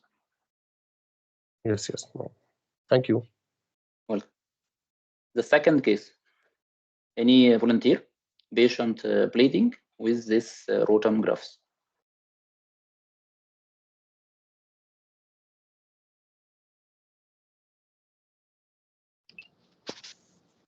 Any volunteer? Yes, Dr. Masri. تفضل. Here we have patient bleeding. If we look at the XTEM A5, it will be low, and we will look at the FIPTIM A5 also very low, less than 7. So this patient has hypofibrinogenemia. I agree with you, but you remember that we told that there is something called reverse treatment, right? Yeah, reverse treatment. Yeah. Reverse treatment. That means that if you are reading the ROTEM, you will start with what? FIPTIM. Right? Yeah, XTEM then, and no, the first reading you should go to the FIPTIM and yeah, the FIPTIM first. Yes, FIPTIM first, then go to the XTEM. So yes, what is the FIPTIM abnormality in the FIPTIM? What is the abnormality in the FIPTIM FIPTIM? A5 is 2 millimeter, and A10 Okay. is 3 millimeter. Is very low. Very low. Very good. Yeah. So that the patient is having that patient has low fibrinogen. Okay. So if you want to calculate the dose of fibrinogen concentrate here, if you want to give fibrinogen concentrate for that patient, how much you will give for him if his weight is 80 kg? I think cryoprecipitate or fibrinogen concentrate. It depends on what available in your institute. Okay. You remember the calculation? I don't remember really the concentration. Okay. So you're having the actual value of the E5 or A10. Okay. And you will have the target value. Let's say the target value is 10. 9. Okay. the difference between the target value, which is 10, and the actual value, which is 2, the difference between them is 8. 8 Okay. millimeter. 8 Yes. mm. Okay, and if the patient weight is 80, you will divide this difference by 2. It will give you how many gram of fibrinogen concentrate to be given. So if the difference between 10 and 2 is 8, you will divide 8 by 2. It will give you 4 gram. 4. Okay, 4 4 yeah. gram. If you 4 don't have grams. fibrinogen concentrate, how much cryoprecipitate you will give? I think 20 units, international units. 16 units. احنا قلنا قبل كده ان كل unit of cryo containing between 200 to 250 mg fibrinogen. كل 10 unit containing 2.5 gram. يعني roughly كده you can give for this patient either 4 gram clot effect or fibrinogen concentrate or 10 units of cryoprecipitate. It will give you 10 almost 2.5 gram. 10 units, it will give you 2.5 gram. And we calculated 4 gram, right? So 20, you will give almost 20. Almost between 15 to 20 units. Okay? Mm-hmm. So you will check the difference between the target amplitude and the actual amplitude. The difference between them, you will divide by 2. It will give you how many gram how much fibrinogen concentrate. How many? Yes, exactly. Okay. Okay. So the interpretation of this case, the patient is having fibrinogen deficiency. The XTEM A10 is less than 40, XTEM A10 less than 40, and the FIPTEM A10 less than 10 mm. So the FIPTEM A10 less than 10 mm, that means this patient is having fibrinogen deficiency. دكتور احمد سوري اتفضل. هو الفيبتم المفروض فيه اللي هو الانتي بليتلت مش كده؟ الفيبتم اللي فيه ايه يا فندم؟ انتي بليتلت مش كده؟ لا، الفيبتم ده عبارة عن addition of cytokalasin to the XTEM. Anti-platelet inhibitor. Yes. معلش السؤال تاني. اللي هو الفيبتم فيه انتي بليتلت مش كده؟ او البليتلت الفيبتم عبارة عن اكستم محطوط عليه سيتوكالازين اللي هو بيشتغل كبريتلت انهبيتورز. بيعمل لك سيبريشن. بالظبط. معلش انا سمعت غلط. الفيبتم هو عبارة عن اكستم محطوط عليه سيتوكالازين علشان يعمل سيبريشن للبليتلتس من الاكستم، ففي الاخر بيطلع لك شكل الفيبتم اللي هو بيديك شكل الفايبرينوجين. تمام، عشان كده الام سي في في الفيبتم جاي لو عشان الفيبرينوجين مش البليتلتس، صح كده؟ بالظبط. هو هنا الام سي اف لو، تمام، عشان كده لازم تشوف الفيبتم معاه. فاحنا عشان كده بنقول لما انت تعمل اناليسيس للروتم بتعمل كومباينيشن.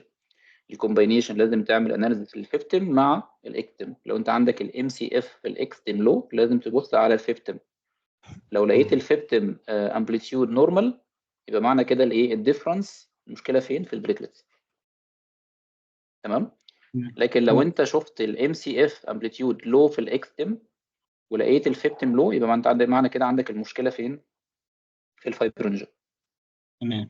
طب ليه مش الاثنين مع بعض؟ ليه مش الفايبرينوجين والبليتلت يكونوا لو يعني ما احنا قلنا احنا بنعمل ايه؟ احنا بنعمل ايه؟ انت بتانتربريت وبتدي انترفنشن وبعد كده بتريبيت التست. هي دي ميزه الروتم. ميزه الروتم ان انت بتشوف المشكله فين وبعد كده بتابلاي الثيرابي وبعد كده بتريبيت التست. تمام. لكن فانت مفيش لو حاجه انت بتدلنا على ان تفرق دلوقتي هيبقى صعب شويه. هيبقى صعب شويه. انت ممكن لو العيان فيه ماسيف بليد هتدي الاثنين، لان هو كده بيفقد الهول بلاد، فهتدي الفايبرينجين هتدي كمان معاه البليتلتس. تمام. بس عشان تحكم 100% اذا كان في فايبرينجين او فايبرينجين مع البليتلتس لازم تعمل انترفنشن وتعيد التست وتشوف الجزء اللي اتصلح من الفايبرينجين ده صلح القصه كلها ولا لسه ستيل الام سي اف عندك لو، فانت معنى كده هتدي بليتلتس. تمام. I think also Dr. Ahmed, if I consider platelet here, if I find the A5 in XTEM less than 25, I can consider also platelet with fibrinogen. هي الفكره في حاجه، انت عندك الاي 5 والاي 10 والام سي اف كل دولت بيأسس الامبليتيود بتاعه البلاد كلوت. فانت يا اما تعمل انتربريتيشن بالروتم بيزد على الاي 5 او بيزد على الاي 10 او بيزد على الام سي اف. هي الفكره الفاليوز مختلفه، يعني الريفرنس بتاع الاي 5 غير الريفرنس بتاع الاي 10 غير الريفرنس بتاع الام سي اف. بس لو انت هتوحد القرايات بتاعتك، تمام، هم معظم الناس اللي بتقرا الروتم بتعتمد على الاي 5، تمام. يعني لو انت لاحظت هنا الروتم مش مكمل الاخر، تمام، ما كملش لحد أيوه. 60 مينت، فهم معتمدين. انت ممكن تعتمد هنا على الاي 5 او الاي 10، او لو انت الام سي اف طالع لك كرقم في الفاليو كفاليو، فانت كده هتعتمد عليه. لكن لو مش طالع لك، معنى كده ان انت عامل روتم، هتعتمد على الايرليال روتم فاليو اللي هي الاي 5 والاي 10 والسي تي، تمام. انت عشان تفرق ما بين ده او ده، بس هو لو جاب لك الشكل ده كده خلاص، يبقى ده كده مشكله فين؟ في الفايبرنجن، تمام. انت عايز تتاكد بقى 100% هتصلح الفايبرنجن، وبعد كده تعيد التست وتشوف لو الام سي اف اتحسنت، يبقى معنى كده ان انت كان عندك المشكله بس في الفايبرنجن. لو ما اتحسنتش يبقى معنى كده هو محتاج بريكلتس. هي ميزه الروتم ان انت خلال 5 دقائق من التست بتعرف تانتربريتيت وتشوف المشكله فين، على عكس ما تاخد سامبل عاديه توديها اللاب هتجي لك بعد ساعه ونص، تمام. فانت الفكره بس ان انت بتصلح الفايبرنجن وتعيد التست، لو الدنيا ظبطت خلاص، لو ما ظبطتش يبقى انت ساعتها تحتاج تدي بليتلتس يعني. هي فكره الروتم ان هو بيخليك تقلل استهلاك البلاد ريسورسز، البلاد برودكت. يعني بدل ما انت هتدي بالانسد ترانسفيوجن تدي 1 to 1 to 1، لا انت ممكن تدي فايبرينجن بس، ممكن تدي بليتلتس بس مع البلاد يعني، تمام. اوكي. طيب ممكن نشوف الانتربريتيشن بتاع الروتم ده. اي حد فولنتير؟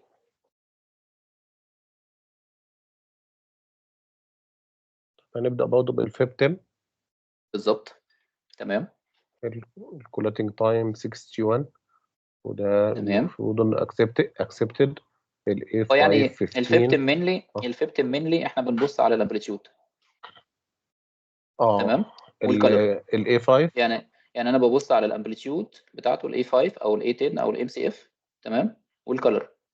لو انا عندي الكلر الكلر المفروض واحد كده، المفروض بينك كده الكلر كويس بتاعي علشان ما يكونش بينك كده، هيبقى كواجلابل ستيت. بالظبط. لو لو لقيته ازرق بلو يبقى يبقى هيبقى ده هايبر كواجلابل. طب انت عندك هنا الامبليتيود هاي يعني الاي 15 5 ملم هاي، اعلى من 10 كويس. ماشي، هاي يعني كده ولا هي up to 20، up to تمام، 20. up to 20 something يعني، تمام. يعني هو يوجوالي لما بيجيب لك الروتم في الامتحان بيجيب لك كل فاليو وتحتيها الريفرنس بتاعها، فانت بتبقى عارف الريفرنس من كام لكام. بس هو A5 15 ده يعتبر نورمال، A10 16 ده نورمال، MCF 19 ده نورمال، تمام. فانت ما عندكش مشكله فين؟ في في الاي الفايبرنجن، 5 ما عندكش مشكله في الفيبتم، تمام. فانت بعد نعم كده هتروح نعم. فين؟ للاكستم. هل في الاكستم abnormalities في الاكستم؟ الاي 5 لو والاي 10 لو، ف ده معناه ان في البليتلت، هي المشكله في البليتلت. بالظبط. يبقى انت كده لقيت الكلوت امبليتيود هنا لو، عندك مشكله يا اما في الفايبرينوجين يا اما فين؟ في البليتلت، تمام. ايوه صح. يبقى انت لقيت صح، الفايبرينوجين كويس، يبقى انت كده عندك المشكله في البليتلت، في البليتلت صح. بالظبط. نعم. ده البيشنت كده ده بليتلت الانتربريت ترانسفيوجن. بليتلت ترانسفيوجن. فانت هنا بتشوف الاكستم A10 less than 40 والفيبتم A10 more than 10. يعني انت عندك الامبليتيود في الاكستم قليله والامبليتيود نعم في الفيبتم نورمال، فانت معنى كده الديفرنس ما بينهم هو عباره عن ديفيشنسي في البليتلتس، تمام تمام. تمام كده. يس. طيب الحاله دي خلاص فايبرينوليتيك هيبقى محتاجه تونكزيميك اسيد. هل انت محتاج تقرا فاليوز هنا؟ لا مش للكونفirmation يعني بس، لكن دي بقى بالشكل خلاص. دي اللي بيسموها ايه؟ الفيجوال اناليسيس اوف ذا روتم. انت شفت الشكل ده في الاكستم، تمام، ولقيته ريفرست فين؟ نعم في الابتم. يبقى ده عباره عن ايه؟ فايبرينوليسيس، هيبقى فايبرينوليسيس. طيب ايه التريتمنت ايه؟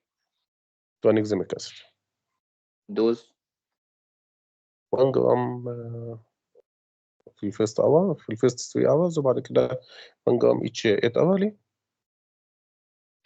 لا هو يعني 1 جرام within 30 minutes، تمام. over 30 minutes it should be given within 3 hours لو حالة تروما، تمام. نعم. والمينتنس بيكون 1 جرام اوفر 8 اور. تمام. فدي حالة فايبرينولايزس. لو انت شفت هنا بتشوف البارامترز اللي انت بتقراها، لو انت شفت هنا الماكسيمم لايزس 100%، يعني البلاد كلوت حصل لها لايزس 100%. شايف؟ تمام. المفروض البلاد كلوت تكون مكملة زي دي كده لحد الآخر. حصل فيري ايرلي لايزس. انت ما عندكش مشكلة في الكلوت انيشيشن ولا في الكلوت سترينث، بس انت عندك مشكلة في اللايزس هنا. تمام. تمام. انت عندك البيشنت بالروتم ده with shock state. ايه الانتربريتيشن بتاعه؟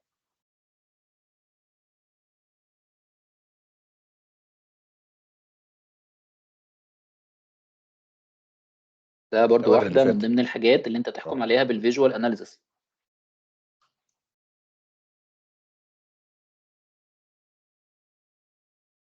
حضرتك هو في الفيفتم وده هيبقى ال A525 وده فيري هاي.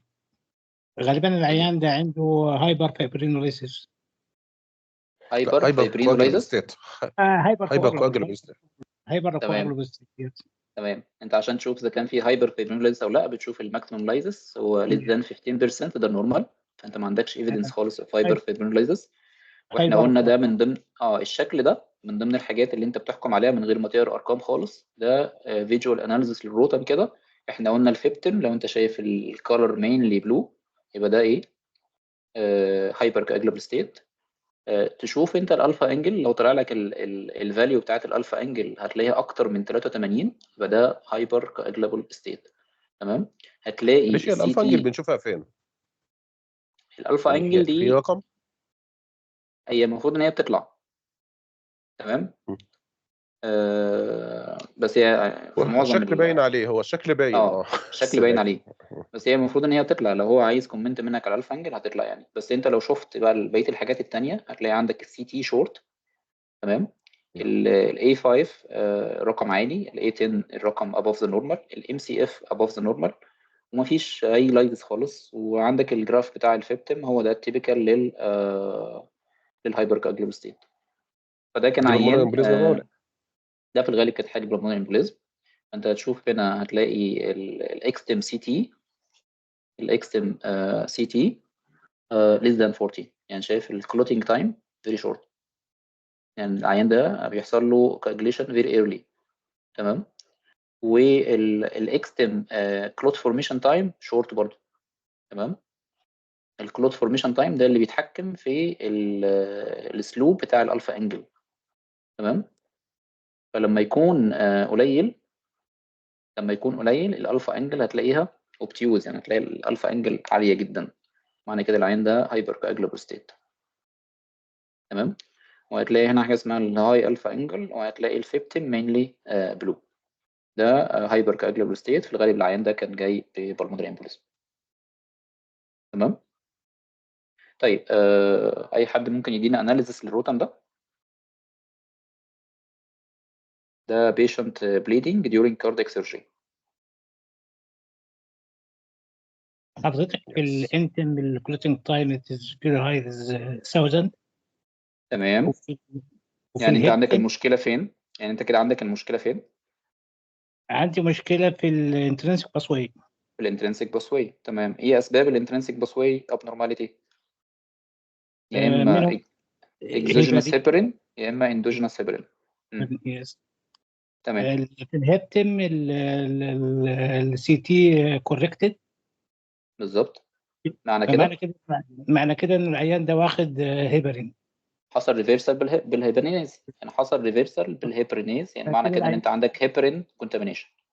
بالظبط، او اكسجينوس، العيان بياخد اكسجينوس هيبرين. لا، ما هو يعني الاكزوجينوس هيبرين احنا قلنا هتبقى الريشيو اقل من 1.25. تمام. تمام تمام. هنا الاكزوجينوس هيبرين هتكون الريشيو اكتر من 1.25، والاندوجينوس هيبرين افكت هتكون الريشيو اقل من 1.25. تمام. تمام. لما انت هنا حضرتك عندك انت هنا عندك الانت الكلو في الحاله. يعني عندك الكلو في الحاله كده ممكن تجي لك في الامتحان كده patient bleeding during cardiac surgery. فالكاردياك سيرجري العيان في الغالب بيتحط على باي باس، بياخد هيبرين تمام دوز فيري هاي دوز اوف هيبرين. فانت تمام. كده من غير حتى ما تحسب الريشيو، فده في الغالب ده هيبرين افكت يعني. لو تمام. حسبت الريشيو هتلاقي الريشيو مطلعه بكتير يعني اكتر من 50. 1.25. تمام. تمام.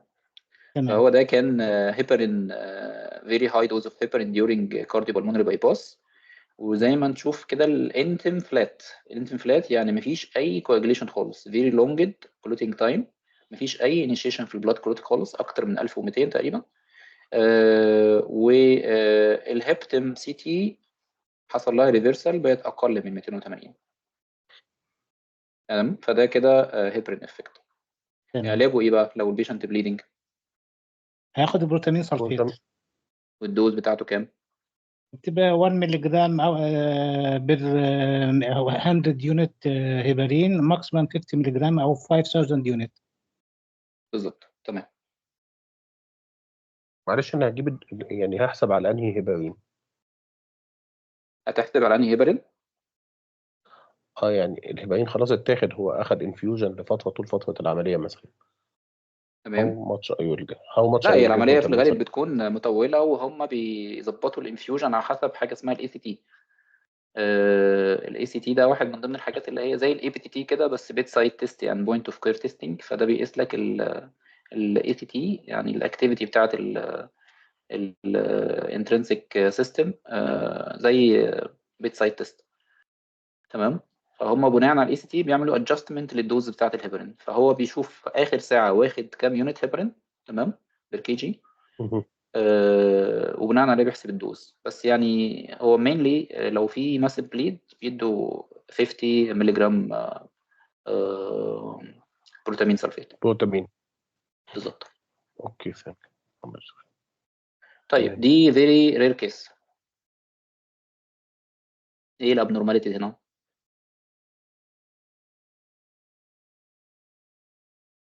لوتنج تايم بولونج.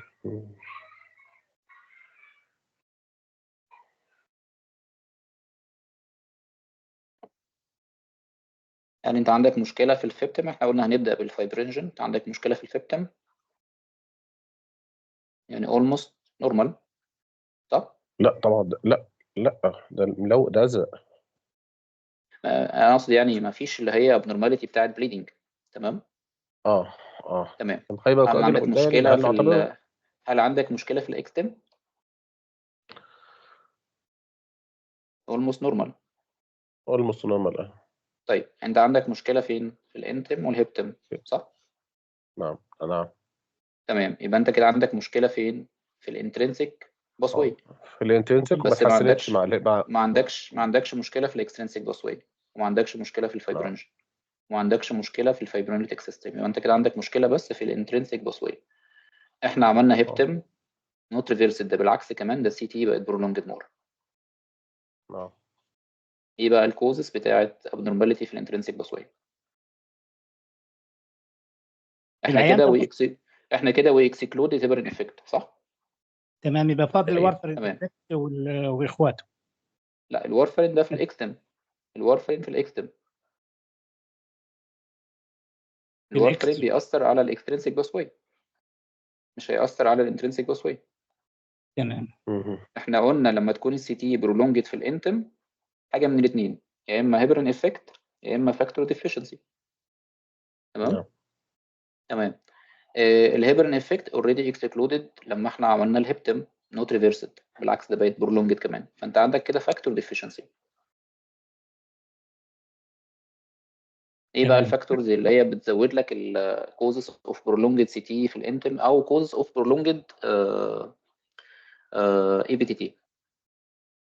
الهيموفيليا بانواعها، الهيموفيليا. ايوه بالظبط. شفت بقى، دي كانت حاله هيموفيليا. دكتور 8 بقى تمام. بالظبط.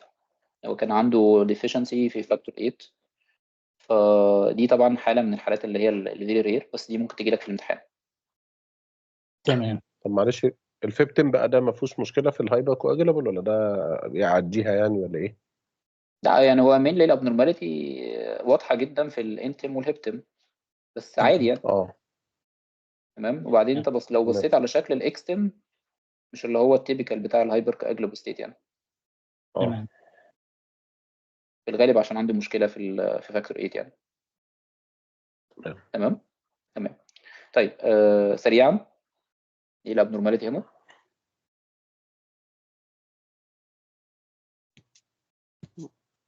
اول حاجه هنبدا بالايه؟ بالكابتن. بالفيفتم. تمام.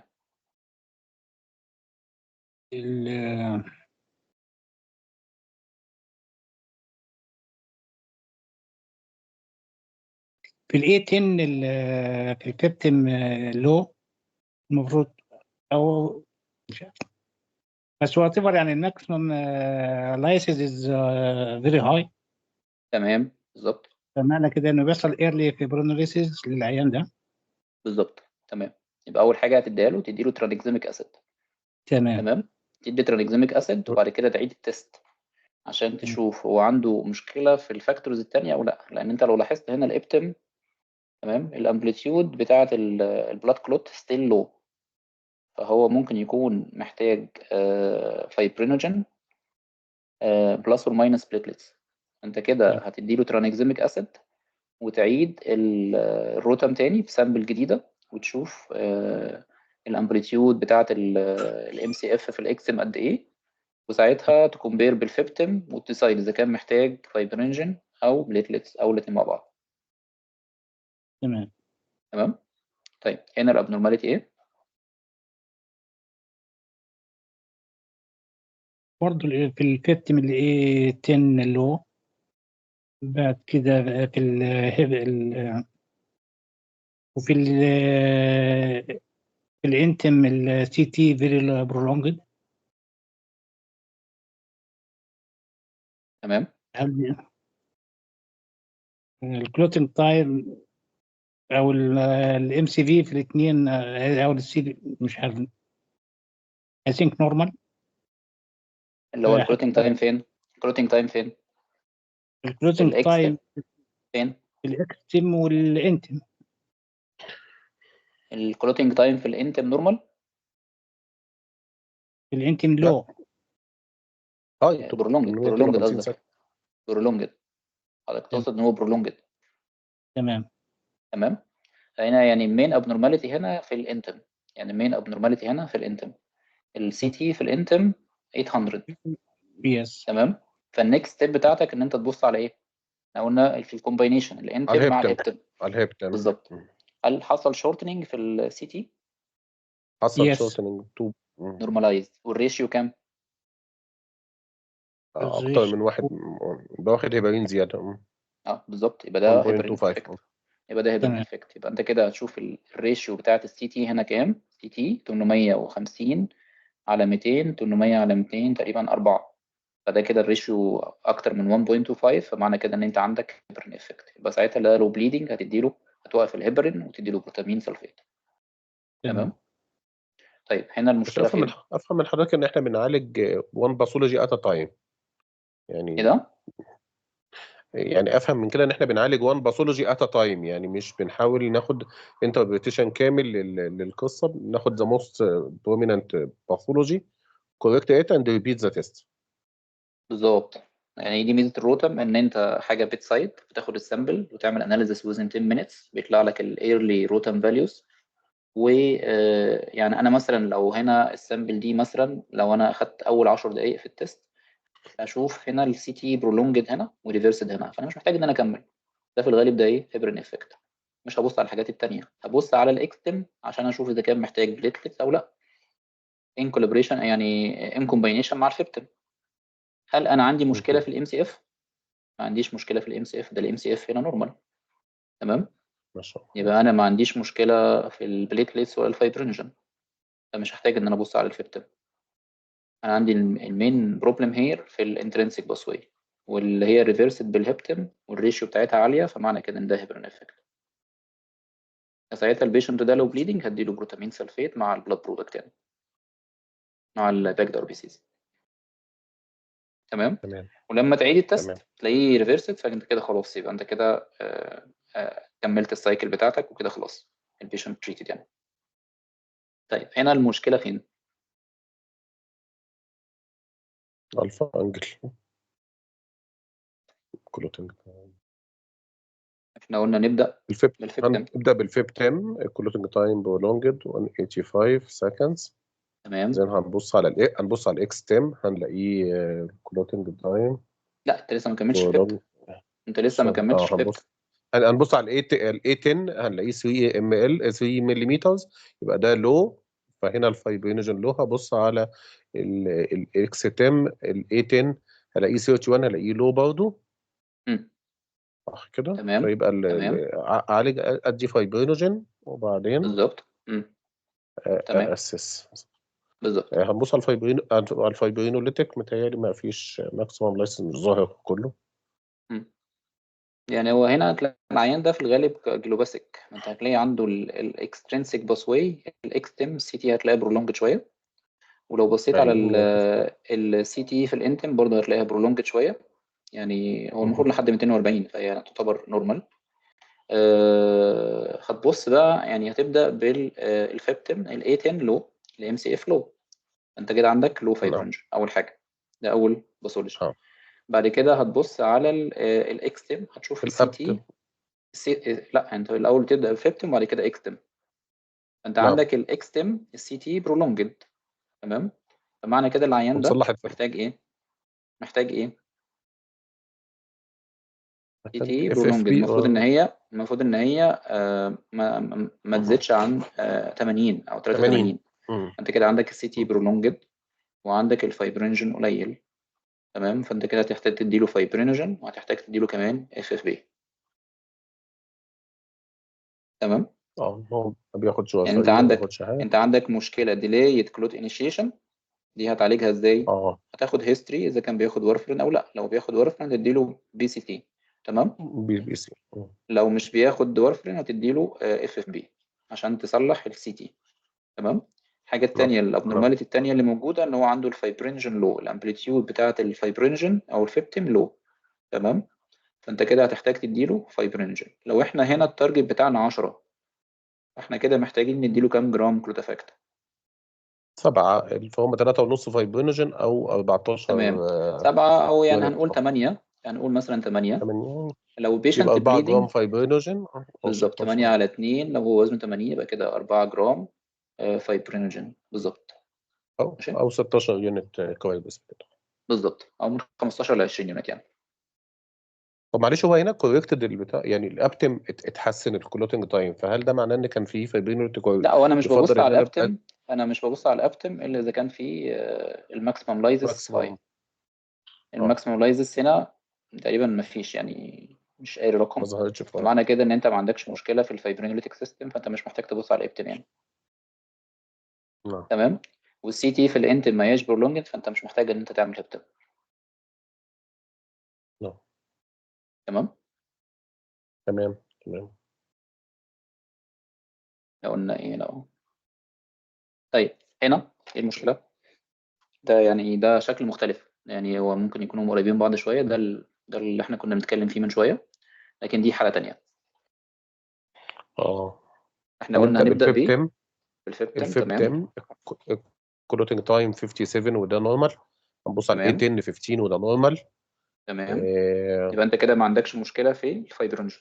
في الفايبرينوجين هطلع للاكستم الاقي الكلوتنج تايم نورمال وده معناه ان البليتلت نورمال. البليتلت هبص على الاي 10 23 يبقى لو. لا السي تي نورمال معنى كده ايه؟ السي تي نورمال معنى كده ان انت ما عندكش مشكله في الاكسترينسيك باسوي. ما عندوش في الاكسترينسيك باسوي. بص على الاي 10 الاقي 23 فده معناه ان انا عندي البليتلت لو مش الفايبرينوجين، لان الفايبرينوجين نورمال. بالظبط. تمام. برضه تبص على بقيه الحاجات الثانيه، تبص برضه على بقيه الحاجات الثانيه زي الايه اللايزس اندكس او الماكسيمم لايزس which is يعني مفيش، هو مش ظاهر. تمام. معنى كده ان ما عندكش مشكله في الفايبرينوليتيك سيستم يعني. تمام. فالمشكله هنا ابص على الانتم بليتلت ديفيشنسي. بليتلت ديفيشنسي. تمام. طيب ابص على الانتم برضه مفيش مشاكل في ماشي. برضه بص على الفيبتم 66 سكند مقبول. ال 89 قليل شويه. او نورمال. ابص على الاكس نورمال صح. تمام. الفيرمنس لو. هو الفيرمنس يعني الماكسيمم في الفيبتم 10 ده مقبول. ايوه الاكستم هبص 67 نورمال، الاي 10 54 نورمال، كلوتنج فورميشن تايم 87 سكند، ده بتهيألي نورمال ولا ايه؟